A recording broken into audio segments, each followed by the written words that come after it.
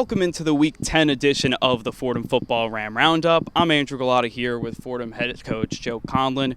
Coach, last week your team suffered a heartbreaking overtime thrilling loss to Holy Cross 53-52. Many in the FCS were calling it the game of the year. What were your takeaways from last week's game? Yeah, the boys played hard. They fought. I think thrilling would be a matter of perspective, but it was a heck of a game. The guys fought their tails off. I couldn't be more proud of the effort. We just got to execute a little bit better down the stretch, and it's something we worked on this week. So, we've had a great week of practice, so the boys are in a good spot. In your two losses this season, you've narrowly lost to the MAC East leader in Ohio, and then obviously a top 10 FCS team in Holy Cross. Is it frustrating that you were so close to, an undefeated start to your season and really a special season, or does it give you solace that, you guys can really beat anybody in the FCS? Yeah, I think we can play with anybody, if we execute and if we play hard and get hats to the football. It's obviously it's frustrating anytime you lose, but, we talk to the guys, what do good teams do? They learn from any mistakes that they make. They learn from any lack of success, so that's all we've tried to do. Moving over to this week, Coach, it's your last road conference game of the season against Bucknell. How does your group avoid a letdown after such an emotional game at Holy Cross?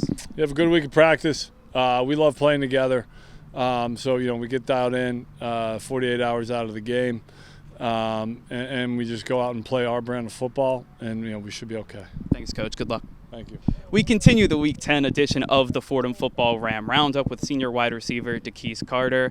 Dequece, last week your team suffered an emotional 53-52 overtime loss against Holy Cross. How does your team bounce back in these final 3 weeks as you're right in the middle of the playoff conversation in the FCS? Oh, yeah. We try not to, think about the playoffs or anything. We just want to continue to do what we've been doing. We've been pretty successful so far, so we just got to keep it up. And I think the morale is pretty good around the locker room and out here on the field, so it's been pretty all right. In the last month or so, you've really picked up your production, especially with touchdowns and receiving 3 straight games of 100 receiving yards, 5 straight games with a touchdown. Is there anything in specific that really clicked over, this period of time? Just the trust. It's a testament to Tim and the offensive linemen, making sure they're blocking. And Coach Decker, they're trusting in me. We sat down. We watched a lot of film together. So, we look at things during the week, what's going to work, what's not. And it just happens that, I'm getting the ball and things are clicking. Right now, your offense is slated as the second best FCS offense of all time. The only offense that was better was headlined by Jerry Rice. The 2 offenses behind you were headlined by Steve McNair and Jimmy Garoppolo. How special is it to be mentioned among such great NFL stars and Hall of Famers like those? Oh, yeah, it's definitely special. But, again, it's just a testament to, us guys getting out here and working weekly. Even dates back to camp during the summer. We've been, getting together and we're having fun. And it's really fun offense to play in, and I'm happy to be in it. Thanks, Keith. No problem.